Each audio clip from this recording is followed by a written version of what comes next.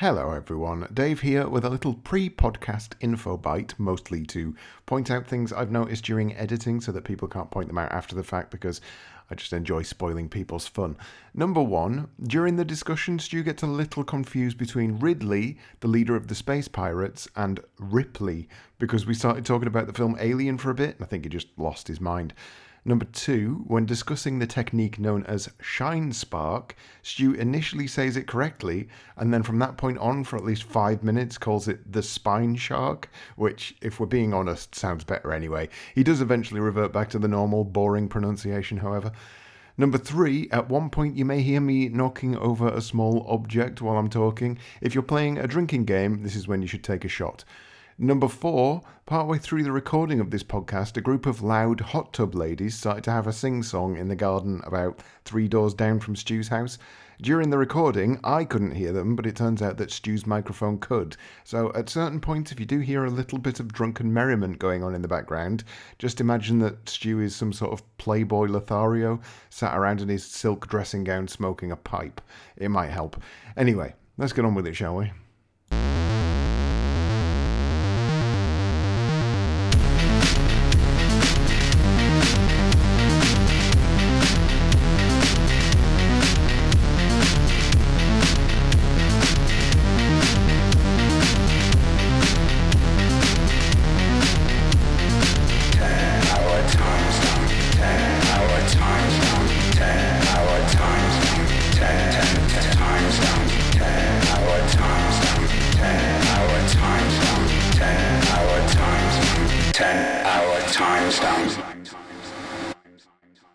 Hello and welcome to 10 Hour Timestamp. It's the podcast that's already changed itself like some sort of sexy butterfly. Rejoice, cheer and hallucinate. Do whatever you like, I don't mind. My name is Dave of the rose-tinted spectrum kind, and as per bloody usual, I have here Stu the Nothing. How are you, Stu? I am absolutely nothing, Dave. That's what I am. As you've put beautifully, I'm an out. You've been retitled as the Nothing. Isn't that the enemy in The Never-Ending Story? I don't know. I hate those films. God, well, we're changing the podcast right now to discuss this. 10-hour never-ending story. Yes, exactly. I mean, it feels like 10 hours every time I've watched it. But... Well, to be fair, I think I've only seen the first and the third one, and I like the first one more than the third one. That's about all I've got to add to that discussion. It was like at school. It wasn't at all at school. This is in my head, but it's like Labyrinth versus Never-Ending Story. Yes. And I'm a Labyrinth. Well, Labyrinth man. Wins that one. Yeah. Labyrinth doesn't have a horse dying in a swamp for a start. No, there is allegedly like a 3-hour cut of Labyrinth, which was rumoured to be released a few years ago. All right. But it never was. Anyway, I'm waffling massively already.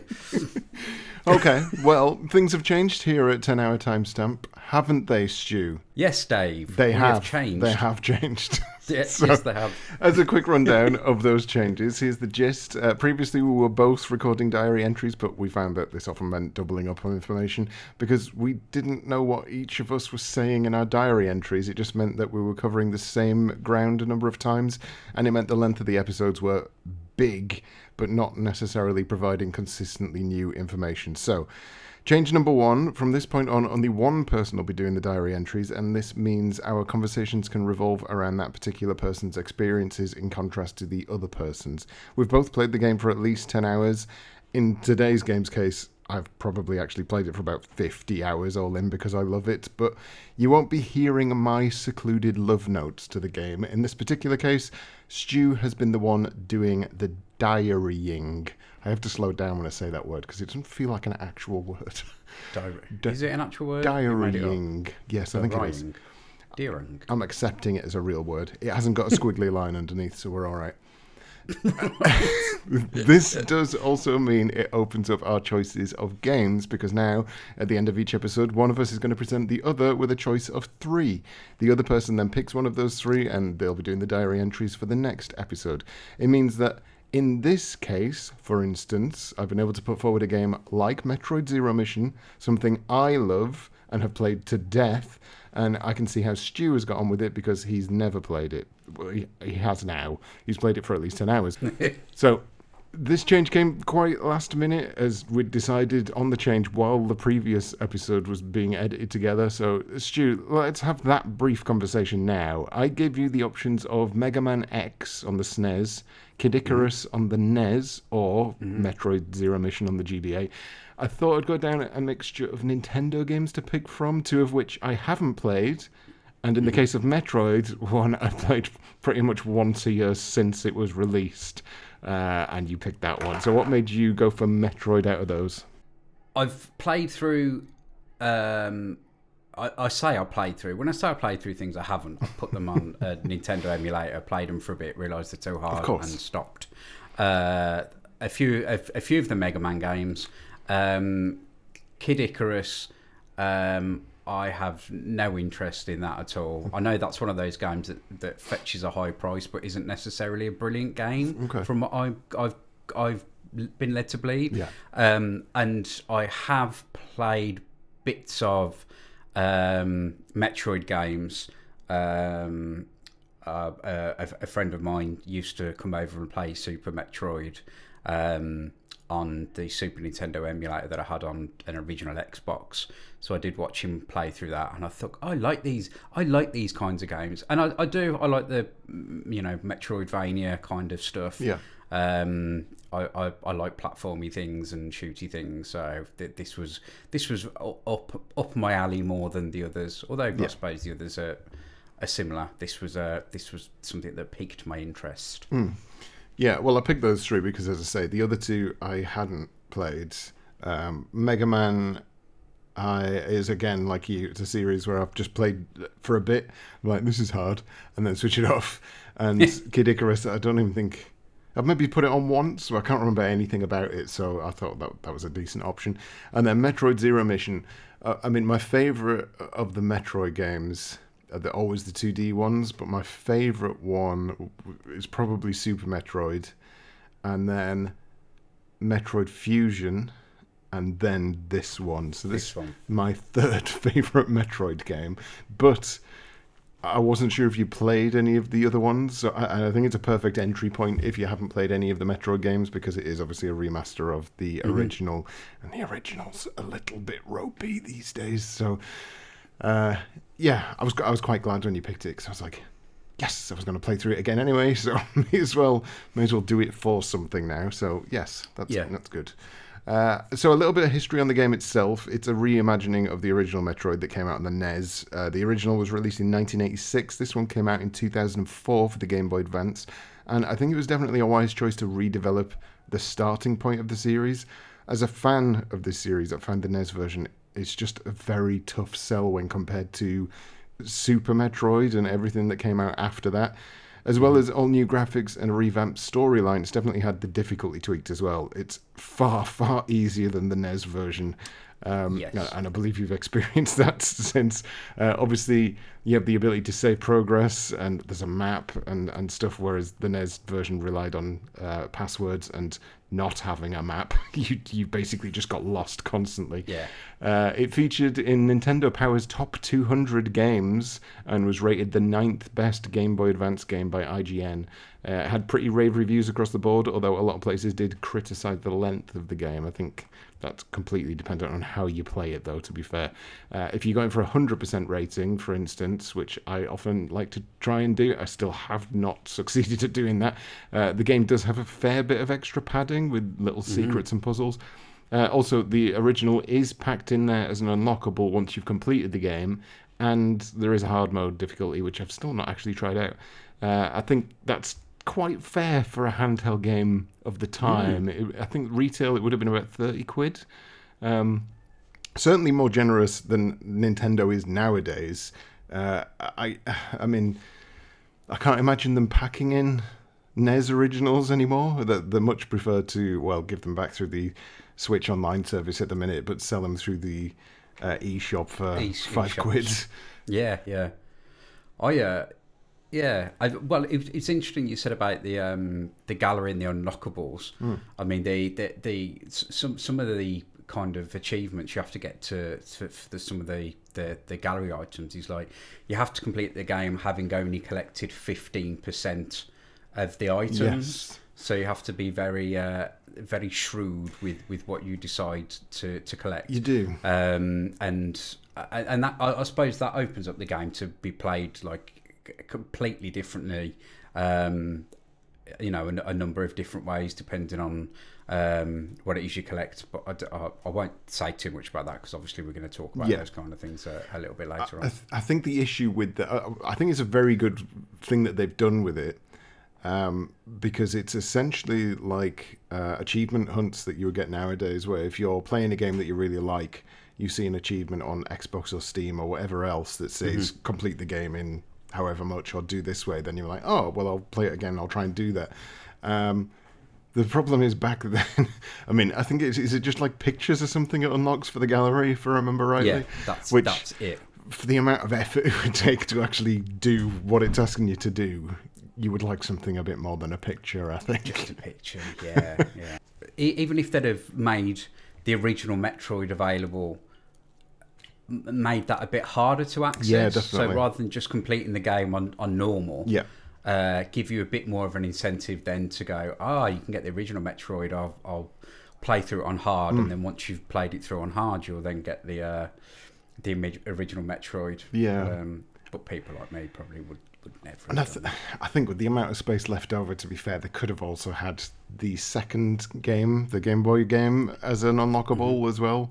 I know it wouldn't necessarily have tied in with the fact it's a remake of the first, but probably takes up a minimal amount of space to stick that on there just as an unlockable. Just stick the ROM on there, exactly. You'll be fine. Well, Nintendo do that anyway, so... Was the second one remade for the 3DS of sorts? Yes. Is that right? Yes. It was made... Well, technically it was made first by a fan team who did a much better job. And then a couple of days after that came out, Nintendo gave it a cease and desist. And, and then borrowed all the code. Well, when you look at the difference between the two, the fan-made one, absolutely gorgeous pixel art, and it looks like, essentially, it's probably the nicest looking 2D Metroid game ever made. And then when they announced their version that was coming out in 3DS, it's all done in the Metroid Prime style. It's 2.5D, and it just looks a bit bland. It doesn't look very nice. It doesn't. Combined with the fact that I think Metroid 2, personally, is the least Metroid-y game in the entire series, that doesn't really add up to something that I was particularly arsed about, I'll be honest. Yeah. That's Nintendo for you, though, isn't it? It is. Let's make this second one completely different to the first one. Yes. Zelda and obviously Doki Doki Panic. Yeah. And, Mario and stuff. Well, I mean, speaking of the second Metroid, Nintendo R&D 1 made this one, directed by Yoshio Sakamoto, and he directed every Metroid game up to this point, apart from Metroid 2, which came out on the Game Boy. Okay, that's interesting. And it's quite obvious. I think it's a bit like the whole Dark Souls thing of everyone looks at Dark Souls 2 and they know that the main guy wasn't at the helm. It's kind of the same. Like the foundation is there, but the way it plays is different. So Metroid 2, rather than it being like a Metroidvania, you're essentially just hunting down the Metroids, and every time you kill a certain number of them, it's been a while since I played it, every time you kill a certain number of them, it lowers the lava levels so you can get to the next areas. Oh, okay. So it doesn't... I mean, it sounds an interesting mechanic, but it's not very Metroid. It's not. No. You're essentially just looking for the bosses, killing the bosses, and then moving on to the next bosses. So it's a lot more linear feeling than any other game in the series. But as I say, this is why he came back as the director, because after the second one came out in America first as well. Came to America first and then in Japan. So we could say that America ruined Metroid for a short while. So have you got any experience with Metroidvanias in general? I do like the Castlevania games. I've played through the first one. Again, played through, put it on a few times and played it. And like I said, Metroid-wise, it's mainly been as a viewer. Yeah. Not a voyeur, a viewer. Same thing. I've watched my friend through a window in his pants watching him play the game. Of course, play Metroid. But I do enjoy these. I know what I like and what I don't like, but this is a style that I do enjoy playing. I think I prefer kind of, I hate to say platformers, but I suppose platformers of this ilk than runny, jumpy, collectathon kind of things. Like Mario and Sonic. Although I do like those games, but I do prefer stuff like this. Yeah. Let's get straight into our one. Metroid Zero Mission, Hour 1. Well, this makes it a really, really nice change to play something I'm really enjoying. There's not a steep learning curve or crap controls or anything like that. It's just really fun to play. I've been taking my time. I've just been exploring, going, every time you get a new ability, I've been going back through the map and retracing my footsteps and going over everything that I've already found to use the new abilities. So far, after an hour, I've got the missiles, lots of missiles. I can roll into a ball. I've got the ball bomb, and I've learned stuff like when you're in the ball bomb, the little creepy crawly things that are on you can destroy, and if you use the ball bomb, you can. If you use the bomb while you're in a ball, you can use it to jump, and I've got the longer range shooty gun thing. All in all, really good fun. I'm really genuinely having a good time with it. There's not been any moments of frustrations with it. That's obviously why it's such a classic series. I've not really played a great deal of Metroid other than, turning on sticking the original in like a NES emulator or whatever and playing through it for a little bit just as a time killer. Depending on how well I do on this, I would really like to move on. Well, we'll see. We'll see what the future brings. But if I can finish this in a fairly quick time, then Metroid 2 and Metroid and Super Metroid are all things that I would like to follow up with. But we shall see. As it's a remake of the original, maybe I could go back and play the original. But again, this might take me the whole 10 hours. We know by my track record now that I'm not the greatest gamer. I'm more of an enthusiast who watches more than plays. And that's really about it. A good hour, really good fun, really good game. I think I've made the right choice out of the three. I've just entered Norfair. I think it's Norfair. Is that right? Norfair. Yeah, I've just entered Norfair. So there's some indication of how I'm doing. Let's see how we get on. I just noticed there's a little bit of Norfair music that kicks in when you were checking to see where you were. Is there really? It just goes, wah, wah. Well, that's a good point then. What did you think of the music throughout? I thought it was I really enjoyed it. I know that does divide people. The music on this. Yeah.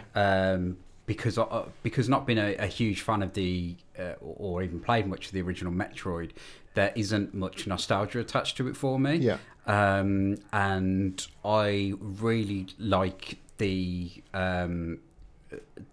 Super Nintendo and the Game Boy Advance. Obviously, I think they've both got very similar sound chips. Yeah. There's like certain kind of almost an orchestral sample that gets used in a lot of games, and people like Trent Reznor and Marilyn Manson have used it in some of their songs. And I just love the soundtrack. It's great. It's nice and brooding where it needs to be. It is, yeah. It's got this nice. Even just the intro music, like the blink, blink, yeah. blink, blink. It's very alien, isn't it? Yeah, it is. Yes, it is very alien. Like you can almost hear that music and then see like the alien letters fade in. Yes. Yeah. If you know what I mean. But I love the music. I thought it was great. But again, I've got no nostalgia for it, so I'm hearing them all pretty much for the first time. Yeah. And yeah, it was really good, really good. It's a strange one because it's somewhere between being so background that it's unmemorable, but as soon as you hear it again, you're like, oh wow, yeah, this music. Yeah. It's a strange one. Like when you said to me then, what did you think of the music? I was like, oh shit, yeah, there was music in it, wasn't it? There was, but it's just there. It's there in the background as a very. It's not necessarily music. Almost there are certain times where, especially during chase sequences or boss fights, etc., the music will kick in and start pumping. Yeah. But for the majority of it, it's just, as you say, it's the beep boop beep boop. It's like little thematical. Phrases which yes. kind of get repeated and come back and forth, and I really liked that. Yeah. That if I'm sure there was like an almost Egyptian feeling song, and I remember that really sticking with me. Well, obviously enough for me to actually remember it now. Yeah. I couldn't tell you where it was, but it wasn't a game. Like when I was playing through Turtles and even Alien Soldier to a point where after a little bit I was like, oh, bugger this, I'm putting Spotify on. Yeah, I actually had the sound on continuously while I played through this. At no point did I think, oh, I'm gonna just put some music on in the background, because I was actually enjoying it and it added to the experience. Yeah. So yeah, I've musically, well, as a whole, I've really enjoyed it. I mean, that wasn't a massively detailed first post, but I mean, like graphically, I love the art style. It's obviously taken it was built on a slightly enhanced version of the Fusion engine. Yes. Is that right? Yeah, and that itself was taken mostly from Super Metroid. Yeah. And I really liked it graphically, especially, you know, having seen it on the NES, where, you know, a lot of it's just a black background. Yes. And half the time you don't even know that there's no real difference between areas, whereas in this, even if the foreground is the same, they mix up the background enough for you to know that you are entering different areas. Yeah. and to some respect, you know where you are on it. Yeah, I think that's one of the things that's it shows. I don't know, some people may consider it as being too handholdy by this point, but when you compare it to the original, certainly the original everywhere looks the damn same, including just reuse of environments anyway, so some of the rooms just look exactly the same, and it also had no map. Whereas this version of the game, you have multiple things going on to help guide you. So you've got the areas look different, which is a good start, really. You've got the map, and you've also got the Chozo statues, which show you where to go. That's right. Essentially. And you know, a lot of areas open up once you've collected stuff from the Chozo statues, yes, don't they? Yes. So areas that were previously unavailable, or there's a statue in the way, it'll fall down, and then you can then carry on to the next section of the game. Yeah, I think it was one of the things that divided the Metroid, the 2D Metroid community somewhat, and I think it's something that started to happen in Metroid Fusion, and I'm fairly sure it's only Fusion and Zero Mission that do it, but the whole pointing you to where you need to go next thing, that wasn't in Super Metroid. It certainly wasn't in the original Metroid. It wasn't in Metroid 2. It was just up to you to, you know, work out where it was that you needed to go. I'm in two minds about it, because it does alleviate a lot of the issues. I mean, the way that it does it is quite useful, because essentially you'll come across these statues, you'll turn into a ball, and it will highlight somewhere on the map, but it won't be somewhere that you've even got mapped out yet. It'll be like a blank space on the maps, so you know the general direction, but it's not like saying, okay, so go left and then up and then right. It'll lead you in a direction to a point. So I'm quite happy with what it does. I don't know if you felt the same or... Yeah, and although it points you in a certain direction and you know where you're going on the map, it doesn't necessarily mean that, like, so quite early on in the game there are rooms that have got like a gas in them, which just kind of kills you. Just depletes your energy. Heat areas. That's the one, yeah. Very quickly. Or there's places with like volcanic lava, which obviously later on during the game you're able to access. So although these different rooms become available to you on the map, it's not until you enter them that you think, oh crap, I'm getting killed straight away here, or I can't do this, or I can't do that. So although it points you in the right direction, but it doesn't hold your hand to the point where it's like, it's here it is, come on, follow me exactly. Up here, kind of. Yeah, you know what I mean. It just kind of it subtly guides you where you're supposed to go. Yeah. And then you just run with it, which personally I'm quite pleased with, because it meant that there wasn't an awful lot of backtracking for me. Yeah. There were a couple of areas where I did get stuck purely because of my own stupidity, I think. There's definitely a couple of areas of this game which I'll bring up later, which we'll no doubt discuss, that are not the best at leading you the right way. I'll say that much. Yeah, and I can think of one straight away off the top of my head. And I think I probably know which one it is as well. It stands out like a giant bug, let's say. Yes, that's right. Yes, we're on the same page. Okay. I mean, it leads me quite nicely onto my last point for this first hour, which is obviously the first thing that you unlock there is the ball rolling, and then not too long after that, to be fair, I could say that about everything in the game. Everything happens not long after the last thing that's happened, because it runs at a rapid pace. But you get your ball, and then you get your mines, which you can drop. And with those two things alone, you can sequence break the entire game and go in completely different directions to how the game is initially designed, effectively, which is really clever. I mean, there's certain rooms where you have to later you get a specific gun that will let you freeze enemies to climb up the vertical towers. Yes. But if you wanted to sequence break that, you can basically drop mines at the right time to bounce your ball that up. keeps firing you up. Exactly. Yeah. And it's stuff like that. I mean, that's been happening certainly since Super Metroid. I don't know if it was applicable to the first or the second so much, but certainly since Super Metroid, what it does for things like the speed running community and stuff like that is just, again, open the game up to, okay, what's the quickest way of actually getting through this game, or picking up the least amount of items and stuff, which is what you mentioned earlier. I think that I was reading something somebody had said, it's almost like you're breaking the game, but the developers clearly knew that this was a possibility, so that it's all just designed for it to be played like that. I think it's a very, very clever way of I guess giving the game longevity, because it is a short game, but the amount of different ways you can plow through it is quite it's quite a big achievement, I think, for a game of this type. And it's a shame that doesn't, I don't know, this genre in general has kind of dropped off a little over the past few years.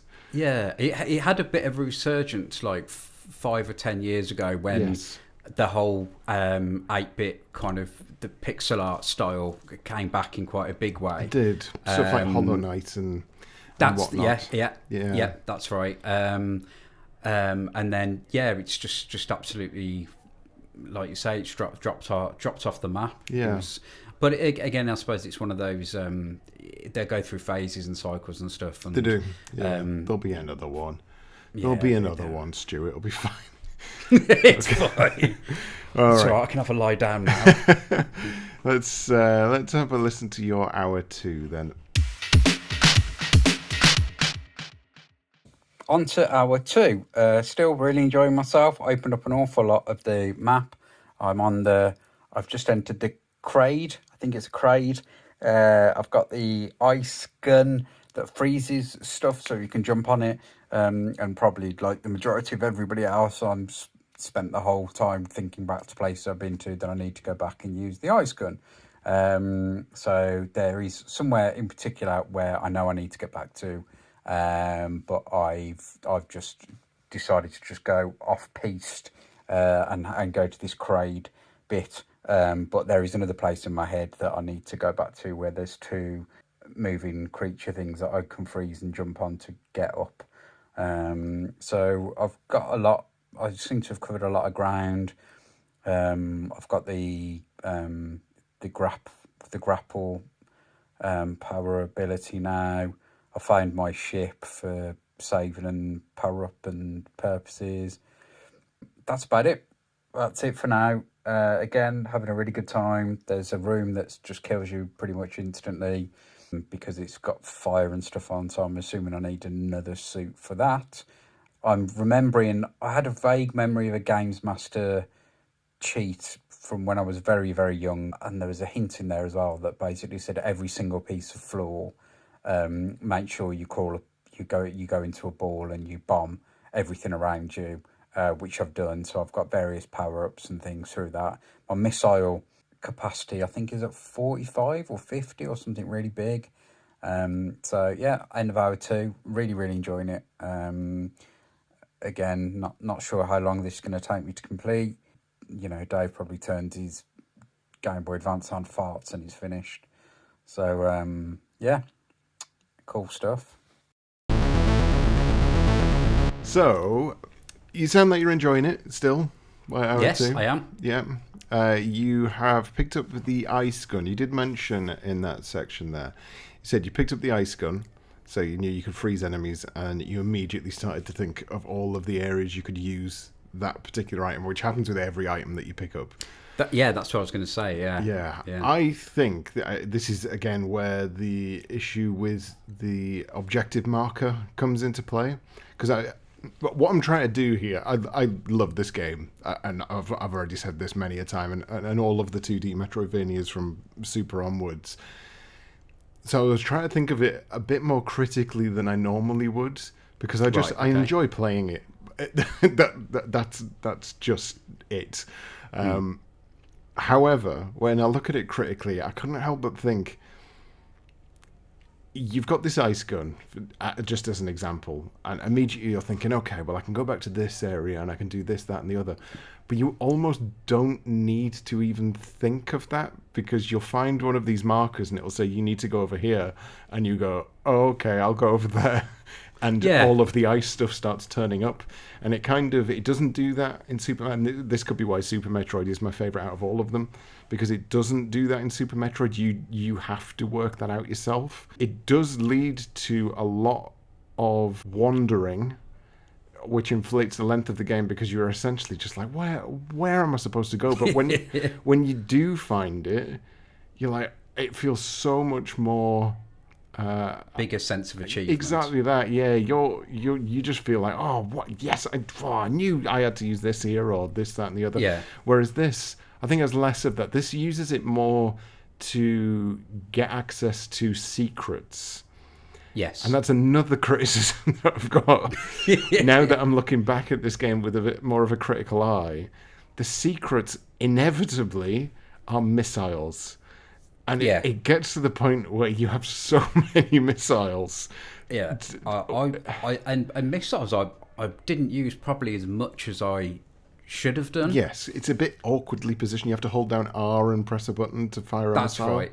Yeah. So it's a bit awkwardly positioned. 90% of the time, you use them to open a red door. Mm-hmm. So for people who haven't played the game, the doors are generally different colours. Blue is you just shoot it and it opens. Red, you have to fire a missile at it and it opens, which means they're locked until you get the missiles. Green is a better missile. It's the only way I can describe it. But yeah, once you get the better missile, I think it's a super missile or something it's called, then that opens green doors. And then yellow is the super version of your mine. So it's good in that it's not just a case of, I have to find this coloured key. It uses the equipment that you've got. But when some of these puzzles are quite difficult to work out, like where you have to bomb certain areas or how you time it to fall down and get to them.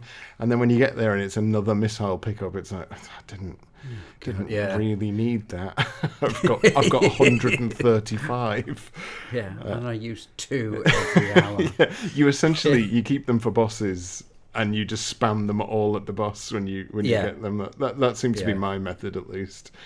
Again, with I suppose the different type of weaponry opening the different doors further increases the linearity, whatever, of the game. Yeah. Because obviously you can't start progressing until you get certain things. Yeah. But yeah, I mean it's a shame.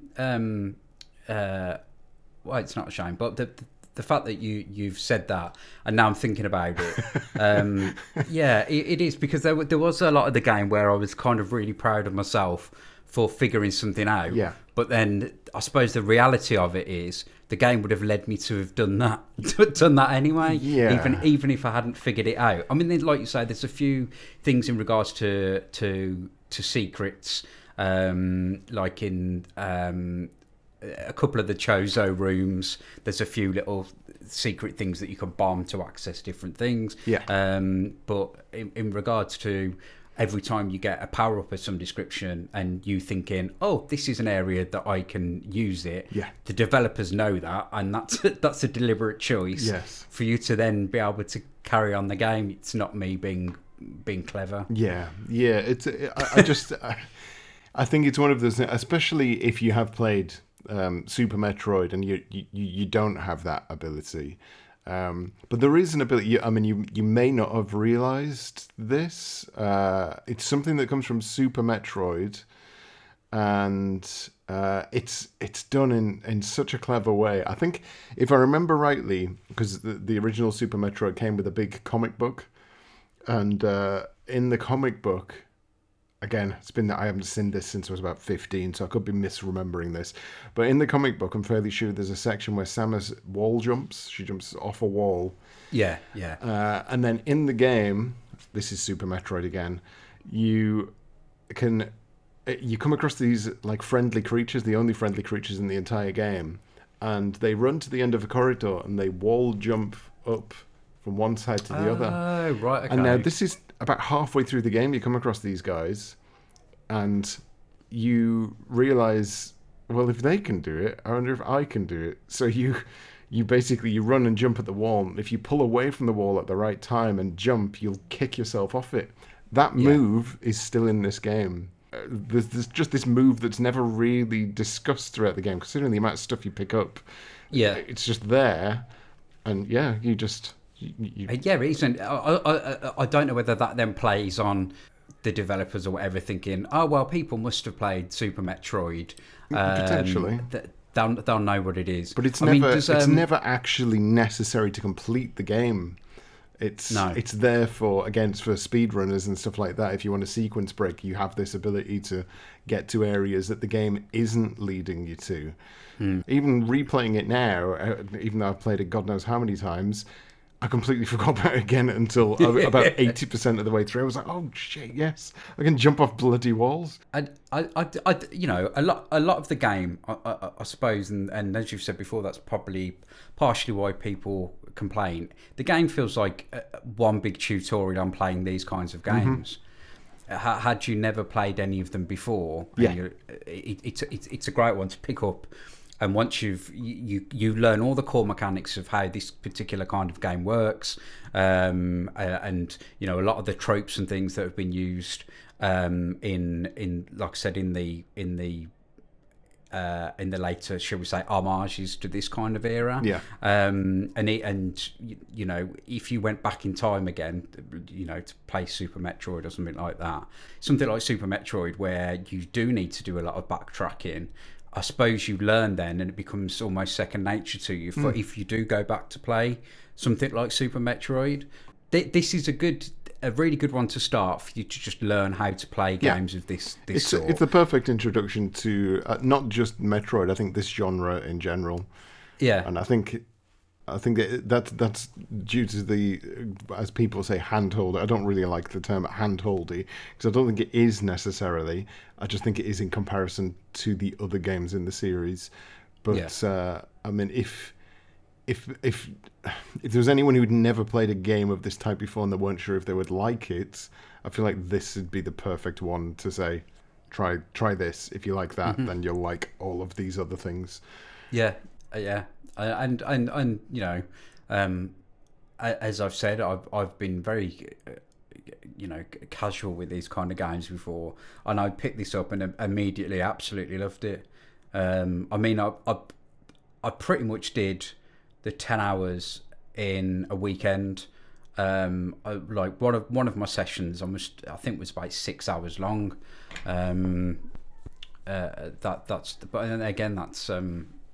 That's just kind of testament to the developers of this and possibly other games that I've played or possibly not, because I'm not giving it away. But I did play. I did play this series as a whole for a long time in one stretch. Yeah. Okay. Right. Let's have a listen to hour 3 then. Okie dokie. So, end of hour 3. So I've got up to Kraid so far. So he's like a big fat Godzilla-y type monstery thing. I didn't really have a great deal of problems within the last kind of hour or so. So unfortunately, there's not a great deal to talk about. But like a lot of the scenes, when you get to bosses or when something major happens, there's these really cool, nice little cutscenes that are only a few minutes long. But they're actually pretty decent, just little animated things. So Kraid is like a big Godzilla-y monstery thing, and his claws, he kind of throws his claws at you, and at the same time you just kind of need to avoid his claws or shoot them. And when you do shoot them, they kind of turn into power-ups, which is something that's kind of common through the game. And then it's kind of in 3 stages. So once you've hit him a certain amount of times, part of the floor that you're standing on disappears. Then you have to continue again. You have to keep jumping up, kind of rocketing into his mouth, collecting energy bars. But if you fall, he fires like little spiky lumps of flesh almost against the wall that you can jump up against to get on. So yeah, so you basically, all you're doing is jumping up the little spiky things of flesh, and then firing kind of rockets into his mouth, and then you just keep doing that until he's been killed. I've noticed that the kind of the patterns for killing everything are pretty straightforward. There's no real difficult patterns for you to learn, and when the different stages of the boss battle happen, it doesn't really add a great deal in your way to make things more difficult. So I mean, so far he's probably been one of the harder bosses to fight, but I didn't spend ages and ages on him. So yeah, just thought I'd share my boss battle thoughts. In that hour, you got to Kraid, which is the first main antagonist, I would think. I'm not sure why. I haven't really got into the Metroid lore necessarily, because, as you say, there's a cutscene there that shows Kraid turning up. But I'm not sure what part of the space pirate lore he fits into, because he's massive and he just seems to be on the planet anyway. He's in an area that's called Kraid, so I'm not sure what his deal is or why he's there. Well, he was in he was one of the few bosses that came from because the original version of Metroid hardly had any boss battles at all, did it? No. And he was one of them, but it was this stupid tiny little thing, and he was in Super Metroid as well. He was, yeah. But they've pretty much just recreated. I've done my research, Dave. Can you tell? They've considering it's a game I've not played. They've recreated the the boss battle with him from Super Metroid. Yes. And they've pretty much just mirrored it for this. Yeah. But the thing with this game is apart from when you get pretty much to the endish, none of the bosses are very none of the enemies or the bosses are particularly difficult. No, and they're not really memorable, I would say. I mean, Kraid is. I think Kraid is just a memorable boss, but he is taken from another game pretty much wholesale. So there's not a lot you can say about that. But even if you just think of like the core enemies, they don't do an awful lot. They either walk around the environment or they fly at you, and that's kind of it. And I think that is an issue with it being a remake of the original. That's what they did in that. But again, because I've been looking at it with a slightly more critical eye than I normally would, it was something that stood out as, wow, I'm nearly at the end of the game, and these enemies are still just either running at me or wandering around a wall, and that's roughly it. The boss battles weren't terribly taxing. No.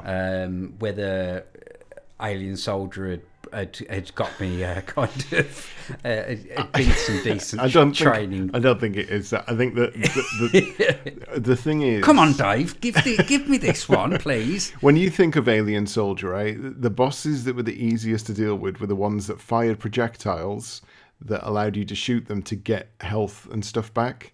That's right, yeah. Every single boss in this game fires stuff that gives you health and missiles and everything else back. Yeah. As well as them just obviously not being as difficult. I mean, Alien Soldiers are cut above most games anyway. The bosses aren't as difficult as those are, and they just piss health and missiles and ammo at you. So yeah, there is one boss, which we'll talk about later, who I hate more than anything in the world, but I think Kraid is a good boss. I think prior to that, you've got a big worm thing that crashes through the ground. I quite like that boss, mainly because it doesn't feel like it's in a boss area. It just happens.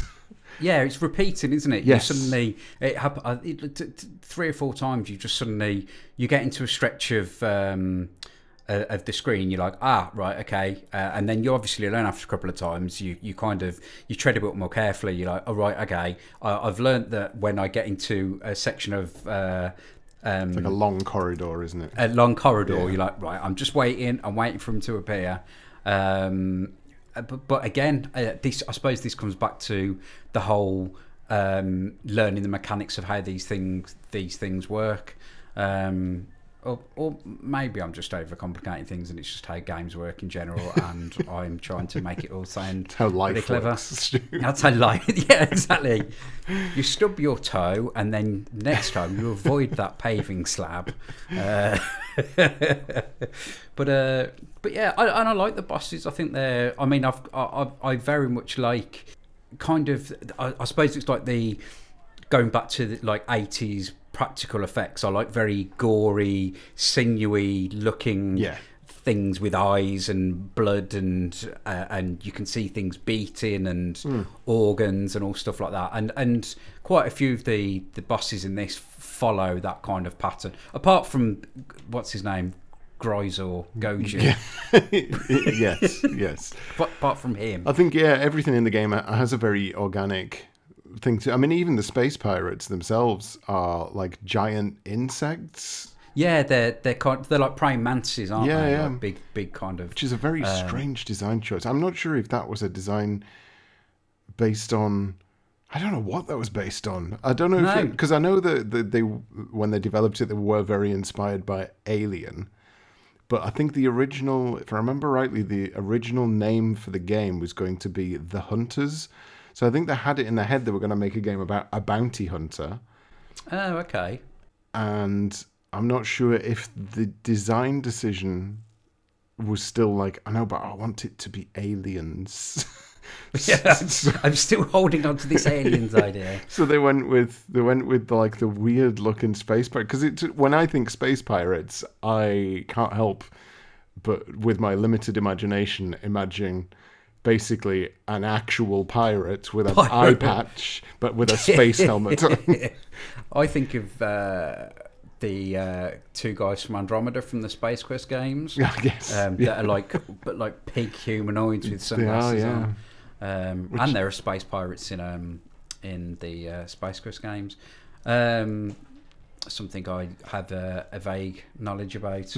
But yeah, again, the bosses aren't hugely complicated, but they're enough of a challenge for you to realise that you're making headway in the game. They're like nice little pivotal points, and the game itself is very good at saying, "Oh, you're doing well now." You kind of, you know what I mean? And it's like, "Oh, you found this now." This bit's they are now. useful to unload your missiles on as well. Because absolutely. By this point, you've got thousands. So why not? In this hour, or was it the hour before, where I'm going, "Oh, I'm really pleased I've got 45 missiles," and then by the end of the game, you're like 5 million missiles. Like, oh God! So I can't carry any more missiles. Where is Samus holding all of these missiles?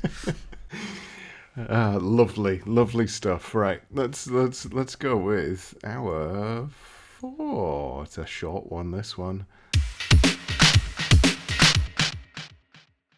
Okie dokie. End of hour 4.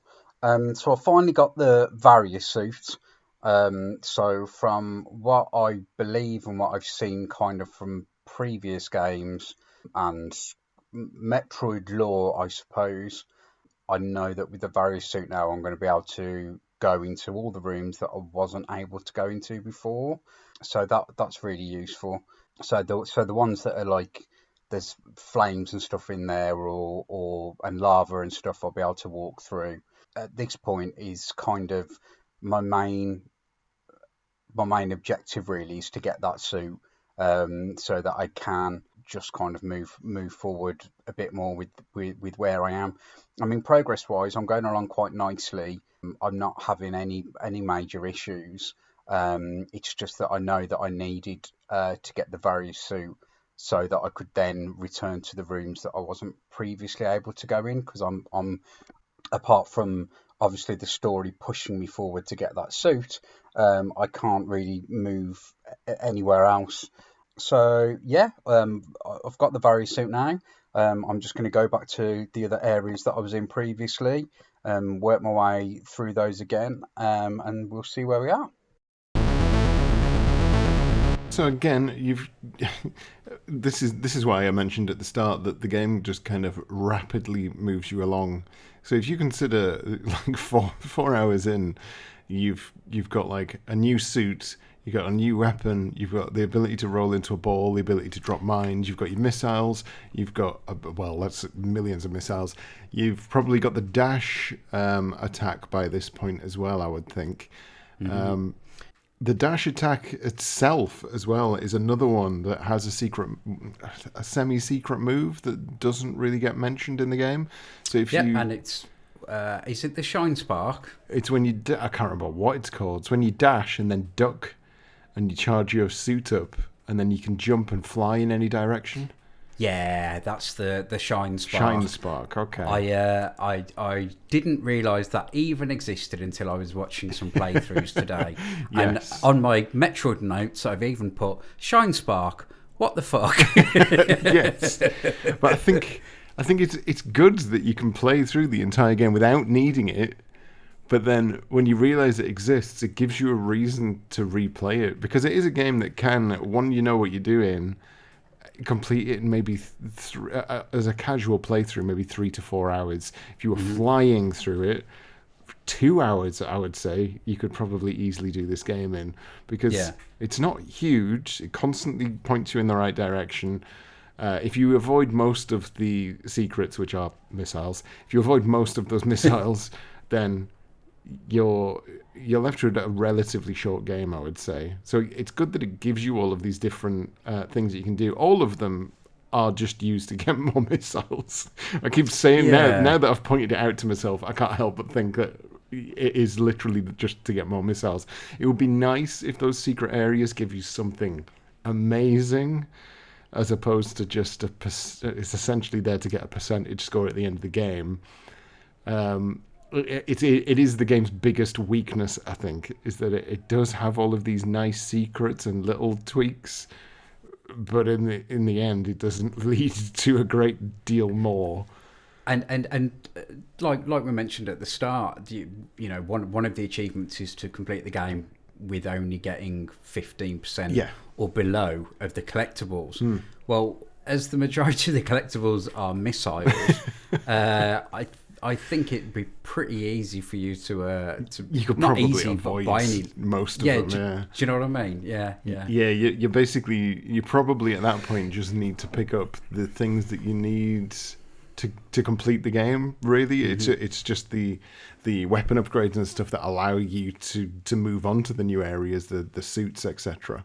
One of the secret rooms is there's a section of floor, and then you do the dash, and then you blow the floor up, and then you drop down into it, and it's literally a room that has just got lasers at the top and the bottom, and at the other end is some missiles. Yes. And you need to know that the spine shark. It sounds a lot like Spine Shark, the new metal band from the late 90s. It's not. It's not that. It's not. But the amount of time I dropped down in there, and I was trying to do the dropping the bomb to fire you up in the air.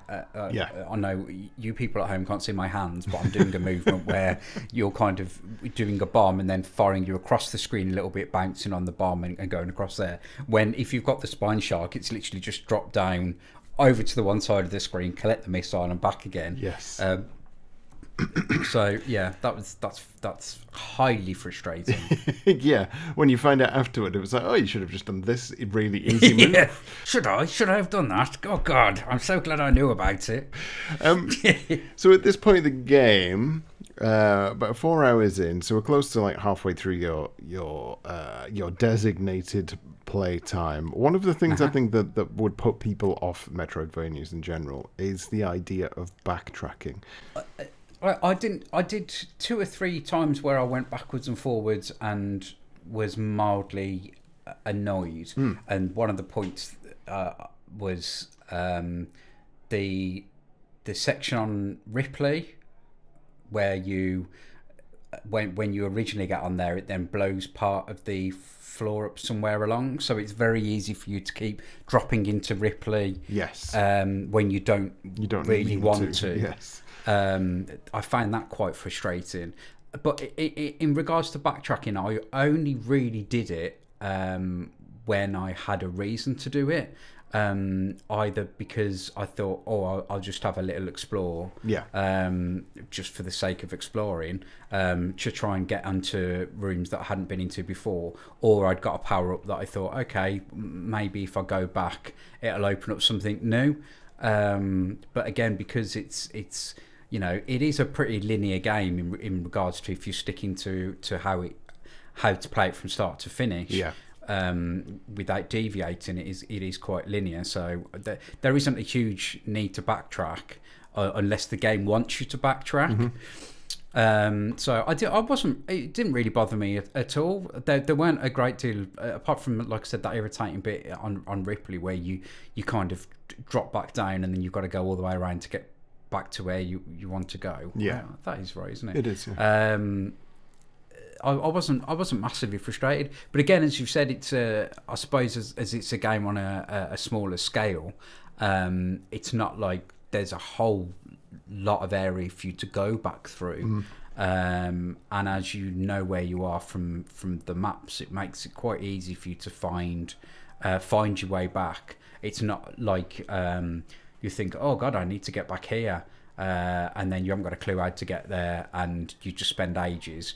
I was fine with backtracking, Dave. There you go. You just cut straight to me saying that. I was backtracking. It was fine, Dave. Okay. Next. Let's forward track then and move on to hour 5.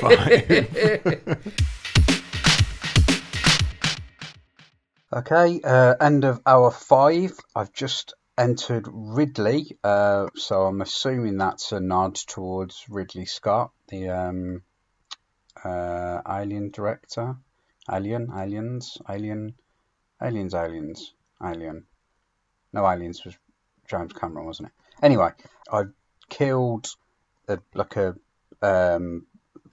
big waspy insect thing that you just kind of run from one end of the room to the other, really. Just keep shooting its tail over and over again until it explodes, and then it lands into some missiles. So they're obviously, at this point, being able to keep filling up the amount of missiles that you've got is becoming really useful, because I'm using them more and more as I go along. So there's not been a massive amount happen between the last two playthroughs. So I did get a little bit lost, because getting into Ridley, there's kind of two ways to do it, and there's the lift way, and then you can get in by dropping down a section just to the left of the lift, which is really frustrating, because I keep going into there after I've killed this insect thing, keep trying to retrace my footsteps, and I keep getting lost. I am using the map an awful lot, so that's been really good. And I've picked up the green missile now. So with the green missiles, that does a hell of a lot more damage than the regular missiles. But you're obviously very limited to how many you get of those, and the enemies don't tend to respawn with those as much as they have done with other things. So like health and stuff. There's some areas that are obviously built for you to be able to just keep filling up your energy and things. There's these little creatures that tend to come out of the lava areas, and you just keep spamming them, and they just continually drop energy and missiles until you're back at full health and full missiles. So if at any point you start running low on anything, these little areas are really useful for you to be able to just pop back to, fill up what's needed, and then carry on. Whether this is a deliberate mechanic, or whether again it's something that I'm taking advantage of, I mean, it must be deliberate. So I'm not really dying. I don't think I've died at all, because you can make such good use of little kind of tricks like that, really. So on I go, on to hour 6. So I think this is a good mixture of two things here. You, I'm trying to word this so it doesn't sound patronising. You have said many times that obviously you're not a pro gamer. You don't. I'm shit, Dave. It's fine. But you've. What I remember, I think it must have been like the first episode with the Alien Soldier, and I was talking about indications that the game provides you, and you spotted one there to the point where you weren't even sure if it was intentional or not, where it gives you these rooms that are specifically designed for you to grind enemies to refill everything back up again. And it's somewhere between. It's really good that you've spotted that, because I think that would pass people by. They would just run into a room like that, wonder what the hell it is, and then go somewhere else. Mm-hmm. And the game providing these things for people who have been able to work that out, because it does it a lot. There's a room just before, I want to say the final boss, but it's not the final boss. The final boss of this area before you move on to the next area. That has a corridor just beforehand that's just full of enemies slowly shooting at you, and you can shoot the bullets and get refilled back up again. So the game does it a lot, but it's nice. It's lovely to see you learning, Stu. but thanks ever so much. What I mean by that is, can I have a little sticker with like a tooth on it? The game is communicated to you in like a game language that you've understood. So it's nice. It's nice. I don't. Nothing I say from this point does sound patronising. But I mean, as somebody who hasn't spent an awful lot of time playing games of all different types, you've understood the language it's speaking. That's I guess where I'm going. It's saying, look, here's a room of really simple enemies. Every time you kill one, it drops a nice thing. Feed on my nice things. That's what the game is saying, and you're like, yum yum. I'm gonna eat the nice things. I'm gonna feed on the nice things. Yeah. Well, thanks for that. That's all right. I think. Other than that, you came across Ridley, who, again, you correctly noticed the reference to Ridley Scott there, because they were heavily influenced by Alien. What did you think of the Ridley fight? Oh, yeah, sorry. No, you went to Ridley, didn't you? This wasn't the Ridley fight. This was the maggot. This is the maggot fight. This is the thing that I wanted to talk about. So the maggot fight. The maggot fight is a strange one, and it was... Oh, it's the one where it's hanging from the ceiling? Yes. So basically, you come across this maggot creature, and you fight it, and it drops down from the ceiling and crashes through the floor. Then you move into a lift area, and you go down in the lift, and you get to an area that you can't get anywhere in. So you'll go from one side, and there'll be a locked door. You go to the other side, there's another locked door. Then you're wandering around. There is one section where the maggot thing that you've just killed has dropped down, and you can see it to the left of the screen. So it's just like in a cavern there. Now, this section, the first time I played this game, bugged, no pun intended, bugged the hell out of me. Because I was just like, well, this is the only area I can get to. Where the friggin' hell am I supposed to go? And what you're actually supposed to do is nothing. Because what it's trying to tell you, poorly, I might add, is that insect thing has turned into a cocoon. So you go back up to the way you came, and when you go back into the room, it's moved on to the next boss phase. And it's... Yeah. I get what they were trying to do, but it just doesn't communicate it particularly well. For a game that signposts you a lot, that is one section that was a little bit like, what's going on? I don't understand. It is, and there's a couple of sections like that. So the one other one that springs to mind... Oh, well, I didn't find them. There's two areas that do this, but after the first one, it doesn't really matter because you've kind of got it in mind. But there's one section where you have to go down into what looks like lava, but when you drop into it, it's not. The lava just disappears. Yes. Yeah. But it doesn't. The only way it signposts that is there's monsters moving around in there. So that makes you think, well, why are they moving around? Yeah. But there's no explanation as to why it's pretending there is lava. Because as soon as you drop into it, the lava disappears. Like, there wasn't really lava. But who was doing that? It doesn't make any sense. So those are the two areas I can think of that I was just confused me more than anything else. Yeah, and it's literally a case of it drops down, you just go off the screen and then come back again, and it's dropped down again. Yes. So, no. Yeah, that monster. And again, it's a boss battle that's not particularly memorable. You can pretty much... By that point, you've usually got enough health and enough missiles to literally stand in one place and just keep shooting. There's not a lot of skill involved. It doesn't feel like an achievement, certainly, when you kill him. No.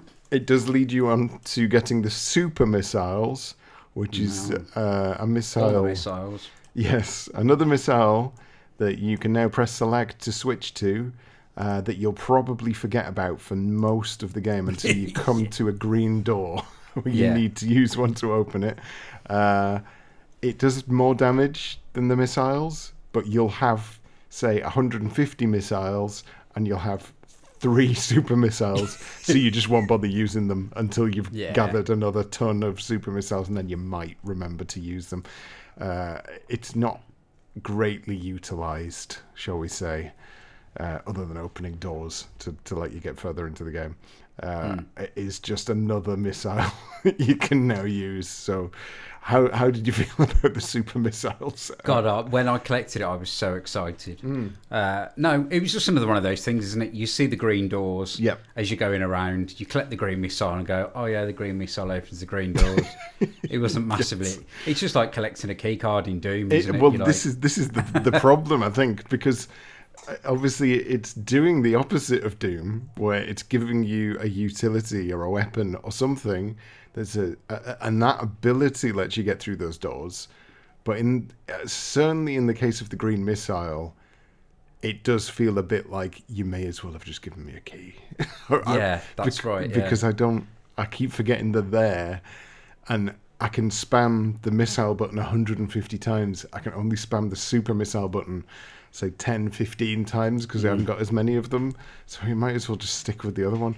So it's a bit of a damp squid, I think, by that point in the game to get the super missiles. Yeah, and the only time I think I used the super missiles was the bosses towards the end of the game. At the end of the game, yeah, that's pretty much the only time I think I used them. Yes, there's no point in using them on the standard enemies because by certainly mid to late point of the game, you have even your standard laser weapon can shoot through things as well. Yes, so you've no need for it at all. No, so you're overpowered on your basics to bother with what is supposed to be the super things that you get. So, and I think that is to the detriment of the game, I suppose, is that you're overpowered quite early on, really. Yes. For the rest of the game, that there's no kind of natural curve, is there? That you just kind of.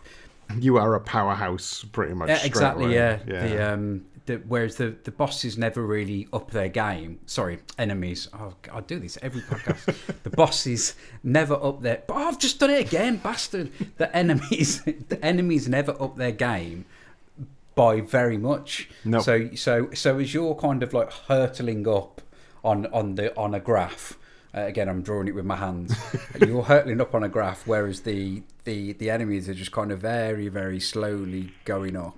You're just overpowered and people who speedrun the game and get all these things very early on. Yes, it's obvious why they can get through the game so quickly. Yeah. And then if you throw like the shine spark in the mix, which I obviously didn't, yes. It could make the game incredibly easy. But then again, I only played it on normal. When it comes to playing it on hard, it might be a completely different kettle of fish. It could be, although I've seen speedruns of people playing it on hard as well, and even when they play it on hard, they don't really pay attention to damage. They just fire the way through. I think, as far as I'm aware, the hard mode just kind of makes you take a bit more damage, but still, when it comes to speedrunning, certainly it's not necessarily about playing the perfect game and avoiding things. It is just plow through as fast as you can. So it's a strange one, and I don't think it's necessarily a bad thing. I think it's sometimes nice to have a game that you can just fly through, because it does give you a feeling of achievement constantly. I think because you're always unlocking these things. It has, as I say, such a breakneck speed that you don't really, while you're playing it, have time to think about these criticisms necessarily. Yeah, absolutely. They are minor. It's just there's a lot of minor things after you finish playing it. It's like, well, it would have been nice if they'd done it this way, or if it had expanded on this a little bit, and this, that, and the other. But while you're playing it, it's just such an easy, enjoyable game to just fly through that it doesn't really matter. It's a strange one. Everything just diverts your attention from any possible negatives, really, doesn't it? And as you said, because you get things so quickly, you don't really have chance for you don't really have time to criticise things that you've already got, and then you've got, oh god, I've got this. But you're just constantly learning new things as you go along. Yeah, and I think part of the change to make it that easy is probably due to the handheld format. They were probably thinking of people like playing it for a bit and then putting it down. So when you've got the objectives, for instance, and it's markers on the screen, on the map of where you need to go, that is probably a concession for being on handheld. They were most likely thinking, well, if somebody puts this down for, I don't know, they're just playing it as a train journey for an hour, and then they come back to it, say, next week, then they'll have that objective marker, they'll know where they still need to go. Absolutely. And that's very much a an issue I have with kind of modern gaming, that there should be a setting in games for like part-time gamers or people who've got kids and stuff, where the game goes, where the game goes, do you remember you could do this? And and this has happened. I don't know why more games don't do a recap feature, because I'm sure there's only, maybe 1 or 2 games I've played in my entire life that do a recap feature, and some of them demand like 40 plus hours of gameplay. Yeah, I can go on Netflix and watch 1 episode of something, and the next day try and watch another episode, and it wants to give me a 2-minute recap on what happened on episode 1. It's like, I know, I remember. It would be such a useful feature though, and like especially heavily, like especially games where you've got an awful lot of abilities and things to learn, and there's a very heavy narrative. I mean, my attention span is tiny, so I just flip through games, or I buy them and stuff. Like getting a bit off topic, sorry, but like I bought the remastered version of Tony Hawk, had 4 or 5 nights of playing it constantly. If I went back to it now, I wouldn't remember how to do anything on there. No. I mean, muscle memory will kick in to a point. But then it's like, I've got to relearn how to do everything now from scratch. Anyway, sorry, bit off topic. That's all right.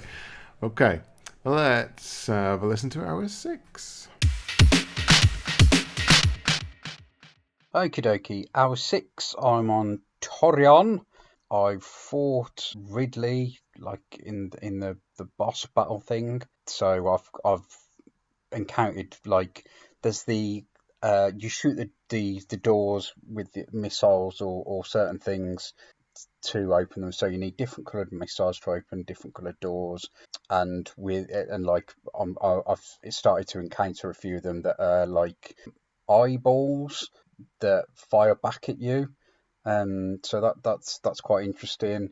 I like the way that a few of the attacks, when you get them from like the weird hawky creaturey thing, that they are showing as unknown attacks, and they're really, really good. Just the way that's done, really, that you don't know exactly what it is until you kind of start playing with it. So I fought Ridley, the kind of flying dragony doobry thing. Not massively difficult, just like kind of avoiding the tail as best you possibly can. It's a bit stabby, and then just kind of, again, like I said before, they've got like 2 or 3 phases in their attacks where after each phase they'll up their game a little bit. But with Ridley, not much seems to happen. You can just keep firing at them, and then he's dead.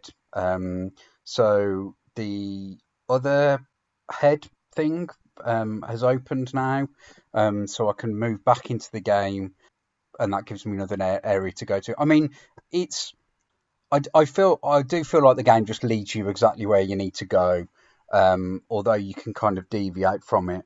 There is obviously a clear path that you need to go from A to Z, and as much as a lot of it feels like free choice, I mean, it isn't. You are just following the path that the game wants you to go. I've got the screw attack now, so when I jump, it automatically, any enemies that I touch, I'm killing, so that's great. So I'm, at this point in the game, you're pretty much invincible, aren't you? Really, apart from bosses.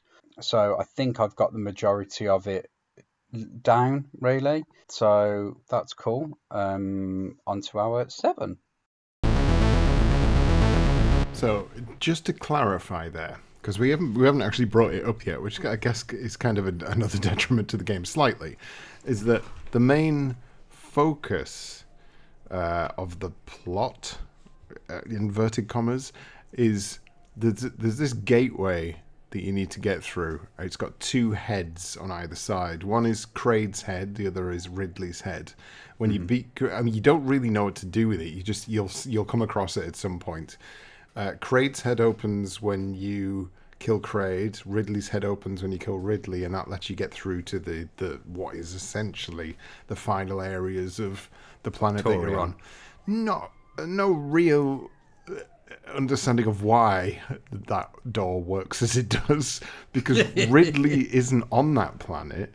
He's part of the space pirates, but also his area is called the same thing as him. So I don't know why he's there, but anyway, that is much of a muchness. It's the same thing in Super Metroid as well. There's you have to kill certain bosses to open up the final areas, so I think it's just a Metroid standard, but it is quite confusing as to why those things are there. So yes, this is what I asked last time, but now it's an actual thing. The Ridley boss fight.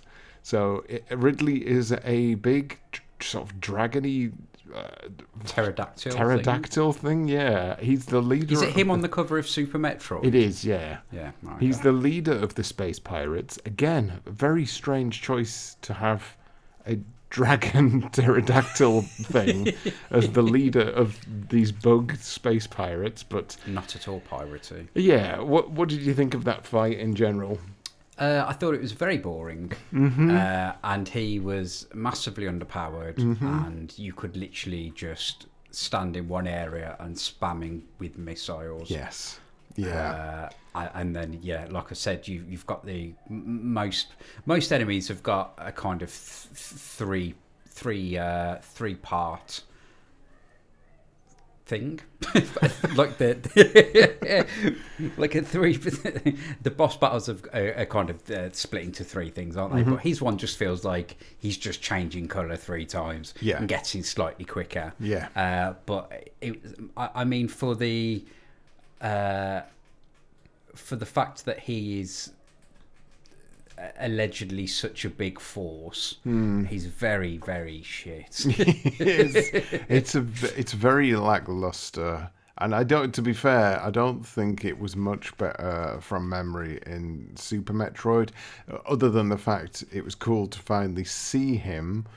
This version of him isn't. It's just not very good. You are too overpowered at this point. You've got so many missiles. Yeah. As you say, you can literally just stand there, take the damage, and just keep shooting him until he's dead.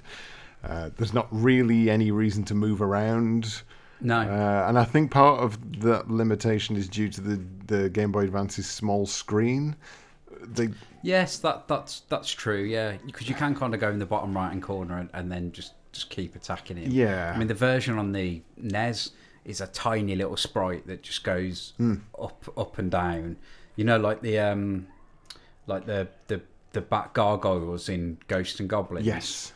That just jumps up and down. Yeah, that's about it. Yeah. But I'm really glad that I agreed with myself with what I was saying literally just before that thing. It's beautifully animated. Just doesn't amount to anything, I think. No. You did mention the unknown items there as well. So you do, obviously, you're picking up all these upgrades as you go along, but you come across certain items and it will go into your suit and it'll just come up with unknown item. It does let you shoot blocks with the same thing on, but it doesn't come into it that much. What did you have any idea what was going on with the unknown items at the time, or? Well, I know now, but for some reason, I must have associated with some change to my weaponry or something in the game, but I don't know what I possibly thought. Just a placebo effect. Happening. Yeah, exactly. Yeah. Yeah. Me going, I've collected something. So the unknown items that you pick up, they don't come into play until pretty much the end of the game. They are items that are attached to your suit, much like the missiles or the rolled into a ball, etc. But your current suit doesn't work with them. And later on, you get a suit upgrade, and all of those items you've picked up then become active. So you're basically getting like 3 or 4 items all at once when you get your suit upgrade, which I thought was quite nice, especially when it happens. I think that's quite nice. You got the screw attack by this point as well, which is once again, just making you even more invincible than you were before. Well, yeah. And as I said, in that hour, you are at like this point now where you are pretty much invincible and you can just get away with anything. Yes. You are literally just jumping around the game now going, die now. You don't even need to shoot anymore. Yeah, exactly, yeah. It's just going to jump at these enemies. I think it does get to the point where you are massively overpowered. I think that is actually a perfect point to jump into hour 7, if I remember rightly. So let's go with that. End of hour number 7. To say that I'm disappointed, upset, angry, however you want to call it, is a huge understatement. So I got to Mother Brain and I was absolutely 100% convinced that was the end of the game.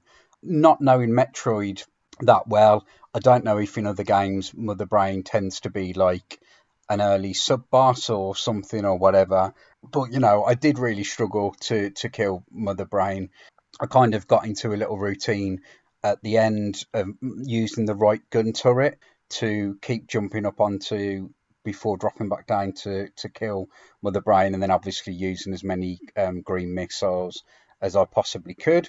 So after quite a while, I've eventually managed to kill her, and then to be found that I'm now suddenly on bloody Chizida or whatever it is.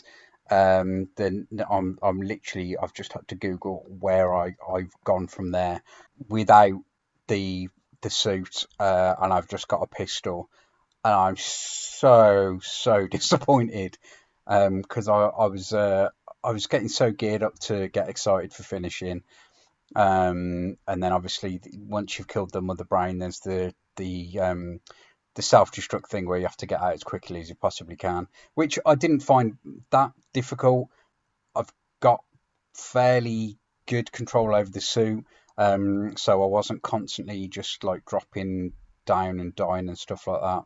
I'm still enjoying it. Like I was just obviously I've done really well, and yet again the rug has been pulled from underneath my little lovely sad brummy face.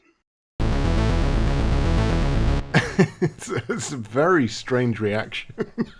when I first came across this gameplay switch up, I remember thinking like, that is cool as balls, because I've never completed the original, so I didn't know at the time this section is completely. I kind of had an inkling that this wouldn't have been in the original Metroid.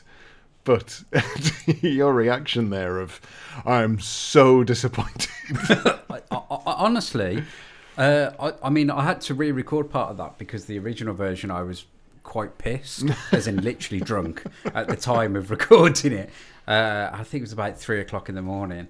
I was devastated because like there was a part of me that was really hoping that I would get through this a lot quicker. Yeah. To be able to play through some of the other games, not that I did or didn't do that, mainly just to claw back the tiniest bit of credibility when it comes to this podcast with people listening going, oh, right, well, he's done all right. I know he's not, for somebody who's crap at games, he's done really well. For me to complete Mother Brain, and all I could think of then was, well, if that was the easier of the bosses and the game's only going to carry on getting more difficult, I'm going to be absolutely bollocksed for playing the game later on. Okay, that does lead me into, okay, so I'm quite surprised, and I'm also not surprised that you didn't mention the Metroids leading up to Mother Brain, because those Metroids, the Metroids in this game in particular, are solid to deal with.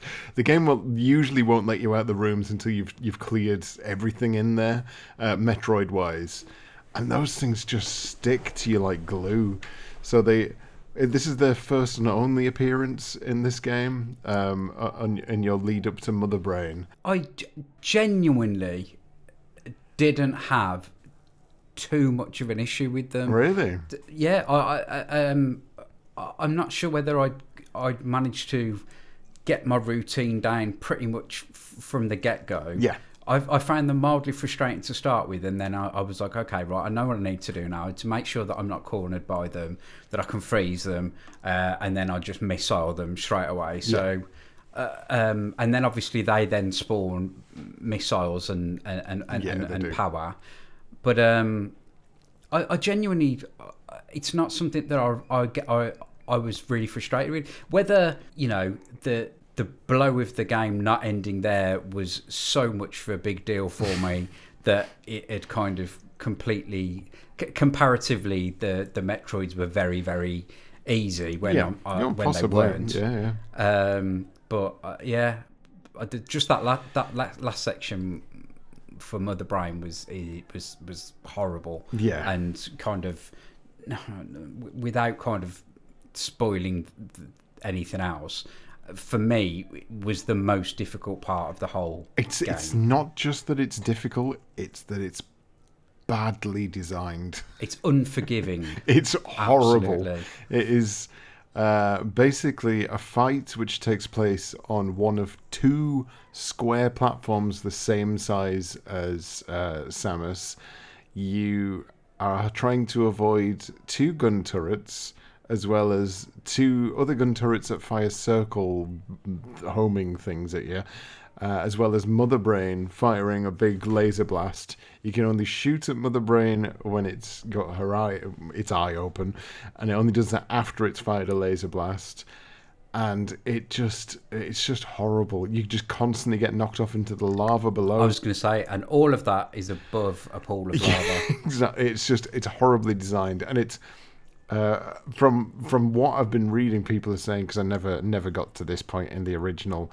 The original fight with Mother Brain, people said is awful, and apparently they've managed to make this one even worse. Yeah, so a video I watched earlier as well said exactly the same thing. that the player was playing through the game thinking, hopefully the Mother Brain bit will be a lot easier. Yes. And then it's like, how did they manage to make a shit section that was hard even harder and shitter than it was in the original game? But I think the biggest issue with it is that it is hard, but it mostly feels like a battle of attrition rather than like any skill that's got you through. Yeah, it's just a case of, okay, well, let's just try again. And I'm not going to change how I did it last time. Yeah. I'm just going to keep trying until I do it. You basically fluke it. Yes, exactly that. You've just managed to not get shot off those tiny platforms for the millionth time, and you've done that. I saw a video after the fact of a guy who seems to have the perfect method for doing it, where, because you've got your two little platforms that you can stand on, but Mother Brain's in a jar to the left-hand side of the screen. Once you've smashed your way through the jar, you can jump up onto the Mother Brain jar and stand just in front of the eye. Every really? time, yes. Every time she fires the big blue laser, you can duck down into a ball and it misses you, and then stand back up and keep shooting her in the eye. So you can just stay there. Again, this is another thing that I just found out after the fact, but I'm definitely going to be doing it that way from this point, because it took me about... Whoever that person is a prick. It took me about 5 or 6 attempts, again, to get past that fight. Just such a horrifically designed fight. But then, what would have been the ending to the original NES game, and what made Stu cry, was the fact... I think is one of the best things that happens in any Metroid game. Now, bearing in mind, this is my third favourite Metroid game. The fact that you've talked about this inevitable invincibility, this build-up of power over and over throughout the game, to the point where you just feel like an absolute machine, and then you feel like you've completed the game, and then it strips all of that power away. It takes the suit away from you. You crash land on a planet. You're shot down by the space pirates, and you just get this relatively short section. It only takes like 40 minutes maybe to get through, 40 minutes to an hour. Just 40 minutes. And you are suitless. You've got a pistol that doesn't even kill enemies. It just stuns them when it's fully charged. So you've got to wait for it to charge. And then you've got like this almost a side-scrolling 2D Stealth. Metal Gear Solid style stealth section. So you got to get onto the ship, you got to get your suit, and then you've got to get out. And every time I get to this section, I'm like, it's such a good idea to just have this short bit at the end where you felt like you were invincible for so long, and now you are reduced to nothing. So you can, and again, it still leaves you open with options. So you've got the option of sneaking your way through and being sneaky quiet, trying to avoid everything, or you can just charge it and just leg it as fast as you can and avoid any shots, etc., that come your way. So again, if you're speed running the game, it's not slowing you down necessarily. You've just got to find the best way to get through these sections. Even now when I go back to it, just remember how much I loved what they did with this section compared to the rest of it. It genuinely blew me away. So it was strange listening to your feedback of it, like, oh, I haven't completed it. It's only because I'd got so good. I was really delighted. I was genuinely like, oh, I wasn't expecting that response. I think you messed up the name of the planet there, but then I think I wrote down Planet Chorizo. I think it's Chorzodia. This one, yeah, this is an entire section that was added just for this.